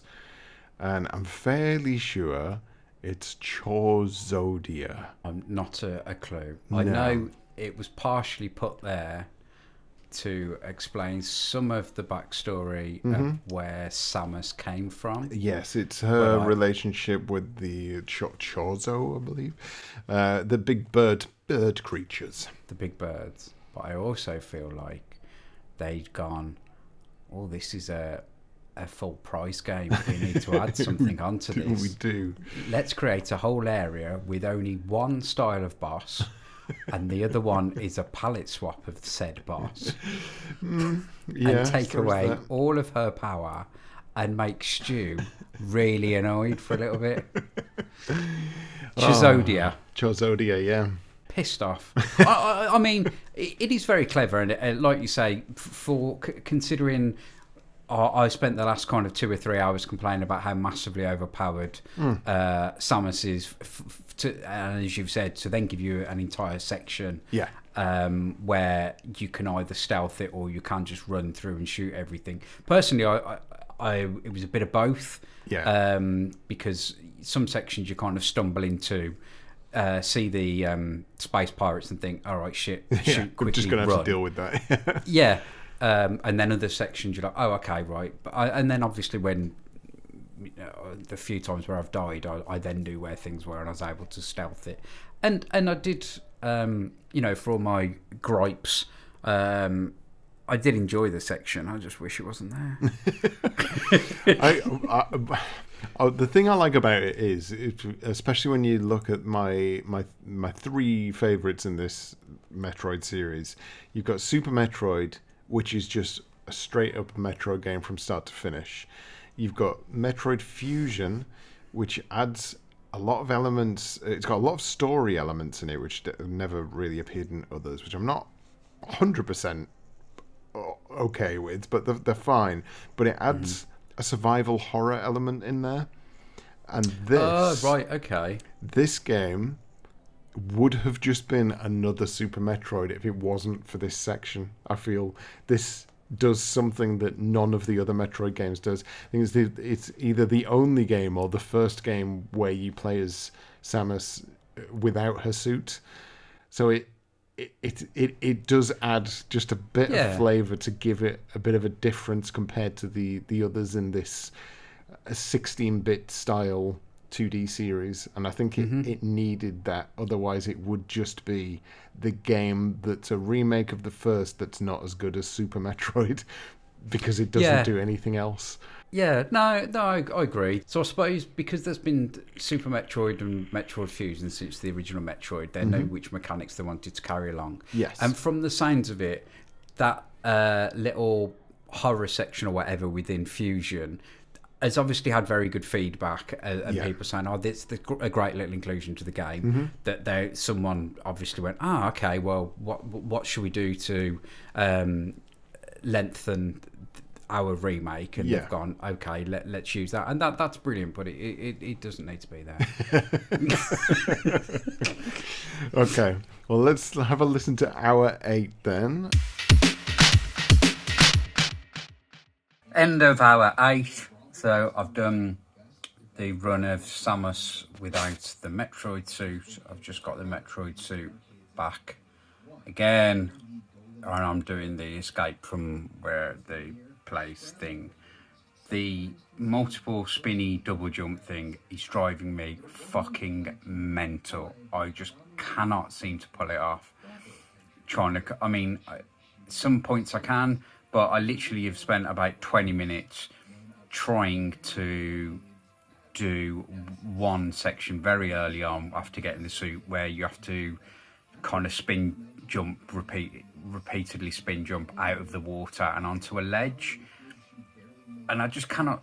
I can't do it. I've just watched somebody do it online with like no problems at all, but man, it's so irritating. I'm just doing it over and over and over and over again. I'm spending about 15 minutes on it. I did it eventually, and have died. So I'm trying to do it again, but effing heck, it's driving me mental. I don't know whether it's because I'm using an Xbox One controller, because I tried it with the keyboard and actually managed to do it. But with the controller, I'm finding it like nearly impossible. So I might switch to the keyboard for a bit. So I've got no idea why you were having trouble with the double jumping. I think that there is a bit of a timing aspect going on, because you can only double jump after the peak of the arc. Mm-hmm. So you jump in the air, and as you're coming back down, that's when you can jump again. So it's not even a double jump, it's an infinite jump, really. But if you just keep trying to spam the jump, it won't do it. You've got to, like, almost as if you're bouncing. So yes, there is a natural feel to it. Yes, yeah. So, I don't know, it may have been the pad that you were using, or... Well, like I said, every time I need to do that, I then just switched over to the keyboard. Yeah. But it was driving me absolutely mental. It would do. It's very vital to get through the last parts of the game. Yeah, it's like, but it's it's impossible for you to carry on without doing that. Yeah, definitely. But yeah, it wasn't the Metroid suit. It wasn't the Metroid suit. It was the it was the various. Yeah, well, it says various, and I'm sure that's what the previous suit was called as well. So I was a bit confused playing it through this time. So I'm sure this suit had a different name, because I'm sure the one that you pick up first is the various suit, which is the one that lets you go into lava. So when you pick it up and it's got all of these new things, I was like, should this not have a different name? But no, apparently it's just the same suit but better. It was a bit confusing. So it just unlocked the all of your unknown items, all your unknowns. Yes. So this is a bit of a weird one. As you say, it was added in there to give a bit more backstory on Samus and her bird friends.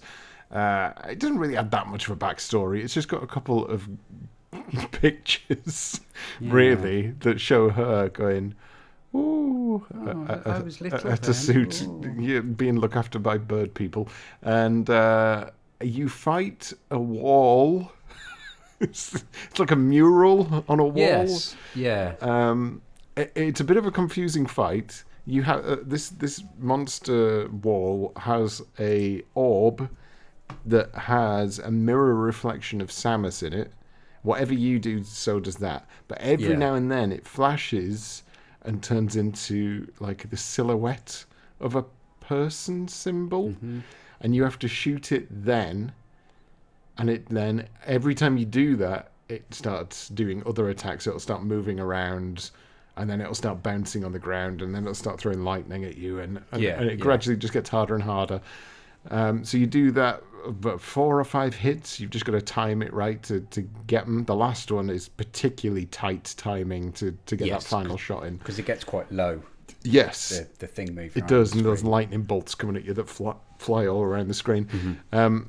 Then once you get that back, it does the next thing I really like about this game, is that it's had this curve of, and if anything, everything just needed to be slightly longer again. Because it's a short game, it all kind of passes you by when you don't think about it.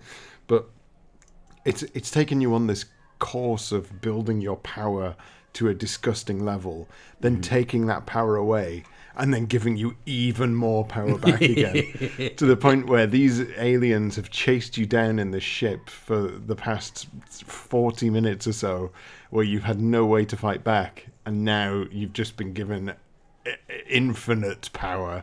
You've got like infinite jumps. You've got super missile bombs, which you get a few minutes later, which nuke the entire screen. It just goes from 10 to 11, basically. Yeah. And I really like that. The impact would be stronger if the timing was a bit more stretched out. Because it is just a 40-minute section of what is essentially a 4 to 5 hour game. Yeah. But yeah, I think it's a good way to tie off the end. So as pissed off as you were that they took the suit off you, it doesn't take long to get it back and be even better than you were before. And that section is good fun. Although I may actually contribute myself on hour 9. Okay. Well, let's have a listen to hour 9 then. End of hour 9-ish, not quite 9 hours. I completed it, thoroughly enjoyed it, really good fun. I'm going to play the original version of it for an hour now.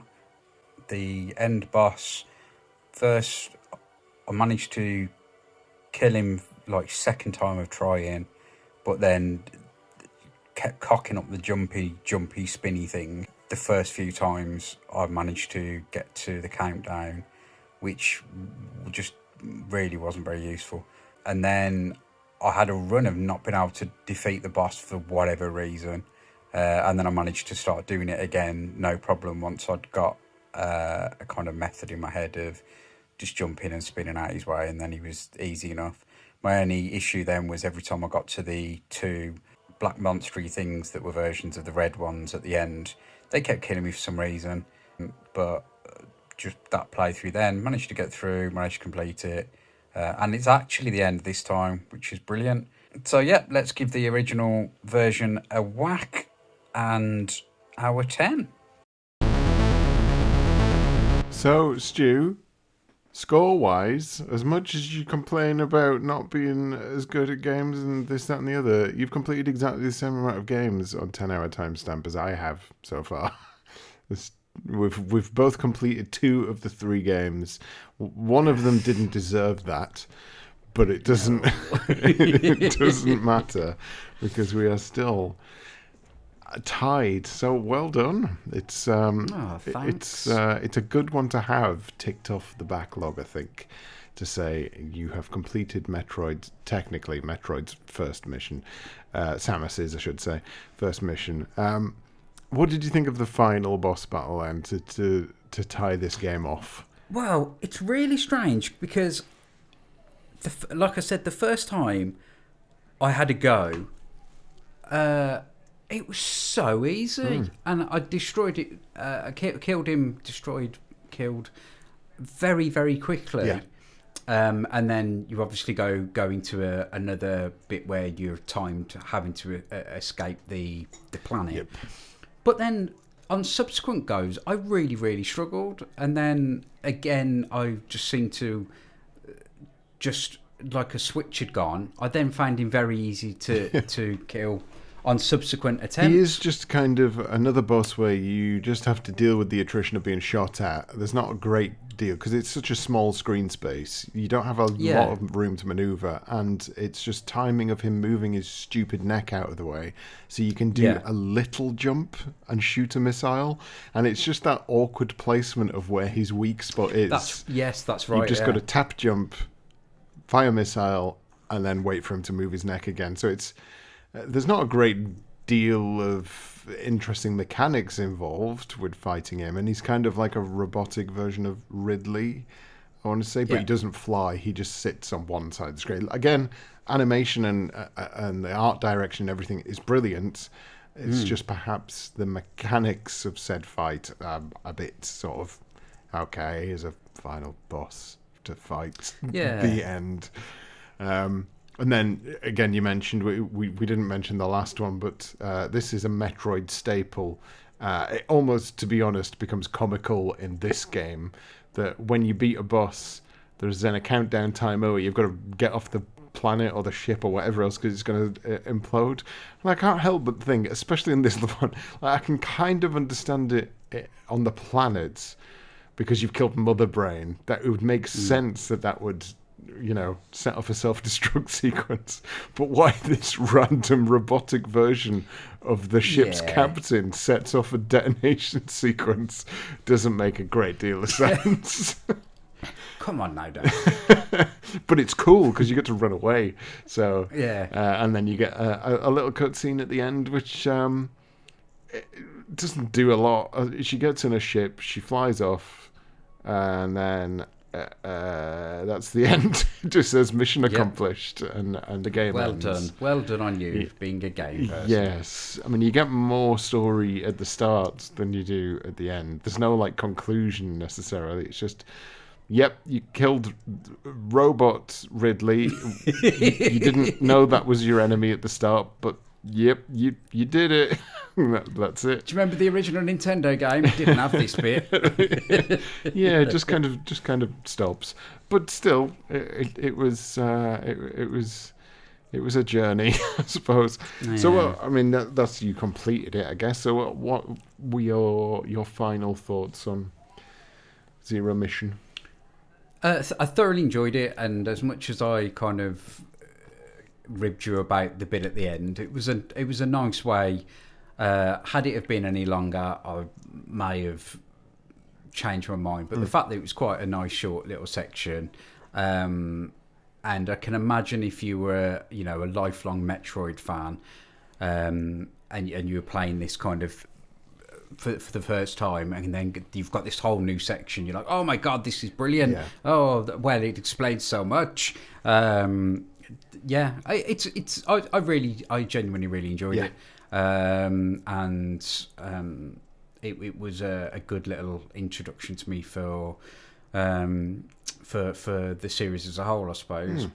And like I said, I played it through well into the night.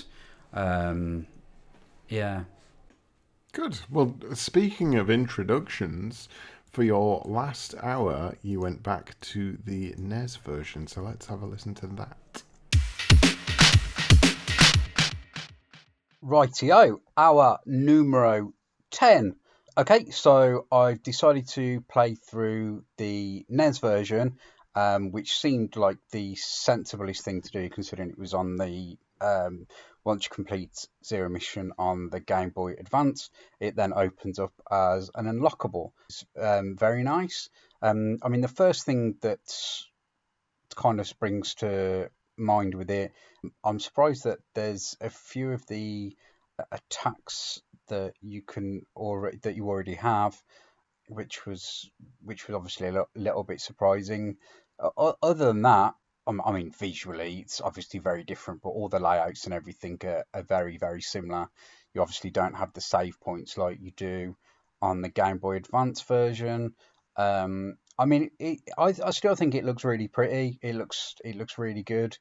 I did find it a lot more difficult, obviously. Dave's discussed NES Hard, I suppose, in relation to still not being as difficult as Spectrum Hard, but I still found it quite difficult in places, and I didn't get massively far within my first hour, probably because I was playing a bit fast and hard with the rules. I don't know why I said that, because it sounds like I was cheating, but I really wasn't. It was just that, like, I knew that I wasn't going to have to spend. I was going to have to just spend like an hour or so on this, so I just wanted to see kind of how far into the game I could get but everything's there exactly the same. It just looks a lot more bare bones, really. But it is just a bit more difficult. But again, I've had a lot of fun with what I've played so far with this franchise, and I suppose for fear of ruining the 11th hour. I hate these games. They're already crap. God, what a load of crap. Crap games. Crap. So, I don't know whether I'm going to play anymore for the 11th hour because they're all crap and I hate them. And Metroid can sod off. Go on, Metroid, do a big old sod off. Oh, it's a shame that toward the end there you started to feel that way about Metroid, because it seemed like you were enjoying it, and then you told it to do a sod off at the end. So I know. It was very emotionally confusing. So the initial Metroid, if you're gonna, I know you're only stuck an hour into it there. It is based on the same architecture, so to speak. But I think the everything is improved. There's not a great deal about that original that is easy to go back to. I've found I've tried to play it multiple times and it just doesn't feel nice, really. It's clunky, and as I said, it's okay for what it is. Yes. When I was saying I was playing hard and fast with the rules, I was kind of every 10 minutes or so I was just save stating just in case I was dying, because I just wanted just to see how far you could get through, just the crack of playing through it, because I'd played through the original game and stuck to the rules, whereas with this I was just like, oh well, I would quite like to see how I can proceed with it. But yeah, it was very clunky. It's considerably more difficult.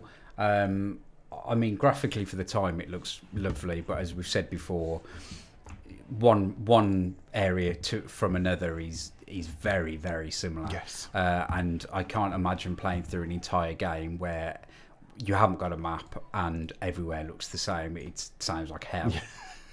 It does. I think that the map is a big necessity. I mean, a lot of people say that maps in general for stuff like RPGs and that are a big detriment to RPGs, and that they preferred it back when you had to draw your own maps and this, that, and the other. And I just couldn't be arsed. No. I mean, I think certain games, it can be nice to have that, but you've really got to know that from the offset. That's something that you have to be prepared for prior to playing a game. If I didn't know that beforehand, and I just went in to play a game like Metroid and realised maybe partway through that actually you've got to get some graph paper out and draw your own maps. If I bought a game and realised I required some artistic skill to be able to finish it, I'd be like, nah, sorry, I'm not even going to bother. I would be very disappointed. Okay, then. So, with all of that in mind, we've got the 11th hour decision coming up. So, I mean, you've completed it. I will say... I have, haven't I? You have... I reckon it is something that you would go back to and play again someday. I also reckon you will check out the other areas of the Metroid series that you've not properly played. But we'll go straight to your Metroid theme tune. Metroid theme tune. What am I on about? We'll go straight to your 11th hour jingle, and we'll see what that is.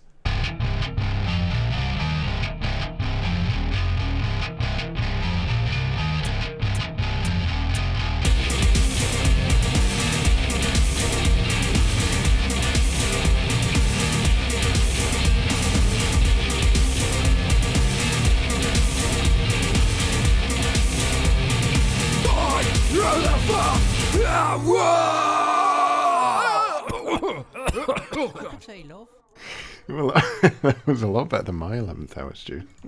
Oh. Oops. Nearly played it again. Well, that's not very fair, is it? Because you've had years of learning how to play guitar, and I've had minutes on Fruit Loops. That's fine, Dave. If anything, it's the polar opposite of how I am playing games compared to you. So this is the one section of the podcast where I can flex a bit of muscle, really. That was lovely. Very good, Stu. Thanks. Okay, then. 11th Hour reveal.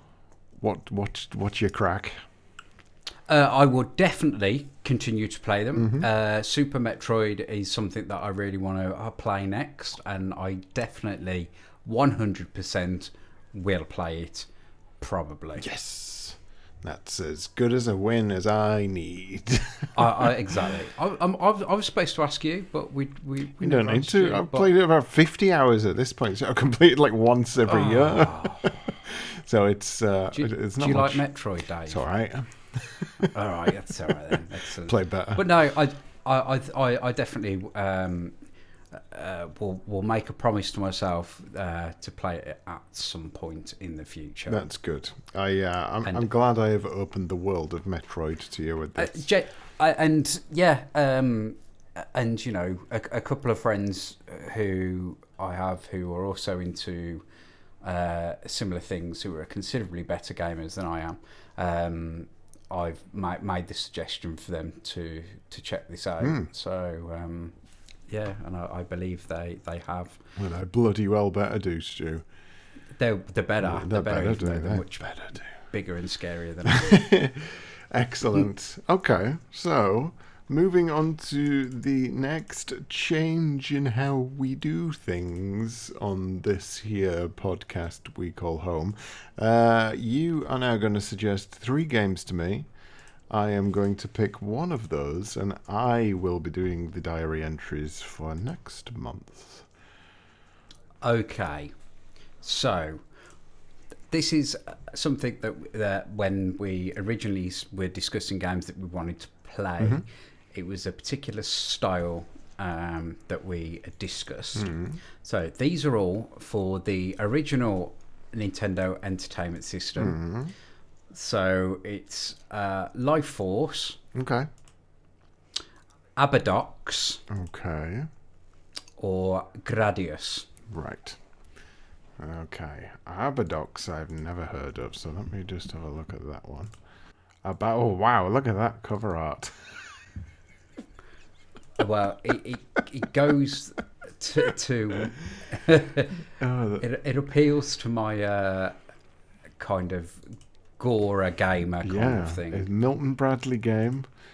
Classic Milton Bradley. It's apparently very difficult. Yeah, and it looks nice. Now, Gradius or Gradius, however you want to pronounce it, is something I've played a lot. So I'll probably cut that off. Then we've got Life Force, and we've got this game I've never heard of. And I'm a big fan of games I've never heard of. And also it's got a subtitle, The Deadly Inner War, which is selling it for me massively. So I'm going to go with Abadox, The Deadly Inner War, which looks mental. Yeah. Well, it takes 1 hit from enemies to kill you. Yeah, well, it says critics have generally looked at Abadox favourably for its design, but negatively for its high level of difficulty, which sounds great. So I'm looking forward to having another another game that kills me off within seconds, over and over and over again. But yeah, that looks good. We'll go for that one. As I say, Gradius I've played a lot of, and I do like it. The Life Force, I probably would have picked that if you hadn't given me the option of this mental looking game. It just like I said, I watched I can't remember her name. She's an American YouTuber. I can't remember off the top of my head, but she talked about it of kind of lesser known classics of certain genres, and I remember at the time thinking, oh, that looks quite interesting, and the fact that he's so difficult will be interesting for me because I probably won't get very far in it, but it'll be a good test for you, Dave. Well, I wouldn't worry too much because I am awful at shoot 'em ups, so this should be interesting. This could well be 10 hours of me not getting past the first level, so we'll see how that goes. Yeah, it should lead to some interesting diary entries, we'll put it that way. Okay, excellent. Well, thank you very much, Stu. This has been lovely. It has been lovely. Again, it sounds like I'm being patronising. I apologise. It's just how I come across. No, it has. It's been delightful. We have a lovely chat. It was. One last thing. Have you been to the opticians this week? No, not this week. I hate the opticians, Stu. Always trying to give me glasses, those bastards. I'm very sorry. Just open your eyes more. Or do the pinhole thing where you put your fingers very close together and you look through like a little hole. Exactly. That's how you see better. That's what my dad does. Well, anyway, thank you for listening, everyone. As an aside, we are planning on opening a Discord soon, so if you'd like to join, probably from next month, let's say next month, or maybe this month, I don't know. If you have a look at the description below this, or if you follow the Twitter, which is at 10hourT, I believe. Then and Instagram, same on Instagram. Then we will put out a notification of the Discord invite if you want to join in, if you want to play along with this mental game about stuff I don't understand, and then when you do listen to the episode, you'll be like, yeah, Dave was 100% right. So Stuart, isn't it?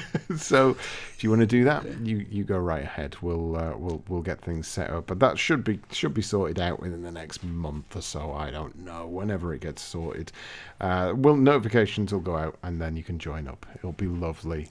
Come along, have a fun time.